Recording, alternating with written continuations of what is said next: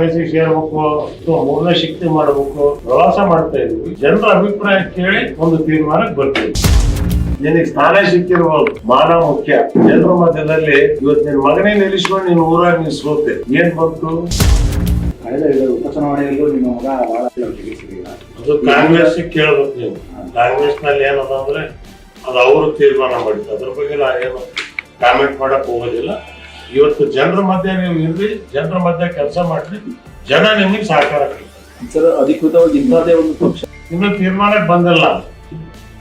ಕಾಂಗ್ರೆಸ್ ಸೇರ್ಬೇಕು ಅಥವಾ ಮೂರನೇ ಶಕ್ತಿ ಮಾಡಬೇಕು ಪ್ರವಾಸ ಮಾಡ್ತಾ ಇದೀವಿ. ಜನರ ಅಭಿಪ್ರಾಯ ಕೇಳಿ ಒಂದು ತೀರ್ಮಾನಕ್ಕೆ ಬರ್ತೀವಿ. ಬಸವರಾಜ ಬೊಮ್ಮಾಯಿ ಕೂಡ ಕರೆದ್ರಿ ಸರ್. ಅದಿಷ್ಟೇ. ಬಿಜೆಪಿ ಬಸವರಾಜ ಬೊಮ್ಮಾಯಿ SR ಬೊಮ್ಮಾಯಿಗಲ್ಲ. ನಿನಗೆ ಸ್ಥಾನ ಸಿಕ್ಕಿರ್ಬೋದು, ಮಾನ ಮುಖ್ಯ. ಜನರ ಮಧ್ಯದಲ್ಲಿ ಇವತ್ತು ನಿನ್ ಮಗನೇ ನಿಲ್ಲಿಸ್ಕೊಂಡು ನೀನು ಊರಾಗ ನೀನ್ ಸೋತೆ, ಏನ್ ಬಂತು? ಯಾಕೆ ಹಿಂಗಾಯ್ತು? ಅವಲೋಕನ ಮಾಡಿ. ಬಿಜೆಪಿ ಜನ, ಈ ಭಾಗಕ್ಕೆ ಜನ ಒಪ್ಪಲ್ಲ. ಕಾಂಗ್ರೆಸ್ ವೀಕ್ ಆಗಿರೋದ್ರಿಂದ, ಜನತಾ ಪಾರ್ಟಿ ಇಲ್ದಿರೋದ್ರಿಂದ ವಿಧಿ ಇಲ್ಲದೆ ಇವತ್ತು ಬಿಜೆಪಿ ಬೆಳೀತು. ಇಲ್ಲಿ ಜನತಾದಳ ಬೆಳೆದಿರ್ತಿದ್ರೆ ಬಿಜೆಪಿ ಎಲ್ಲ ಅವ್ರ ಅಪ್ಪ ಕೂಡ ಬರ್ತಿರ್ಲಿಲ್ಲ. ಇವತ್ತು ಯಡಿಯೂರಪ್ಪ ಆಗ್ತದಾನ.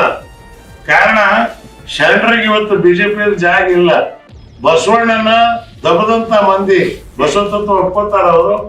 ಆದ್ರಿಂದ ಇದು ಬಿಜೆಪಿ ಕರ್ನಾಟಕದ ಸಂಸ್ಕೃತಿಗೆ ಒಗ್ಗುವಂತದ್ದಲ್ಲ.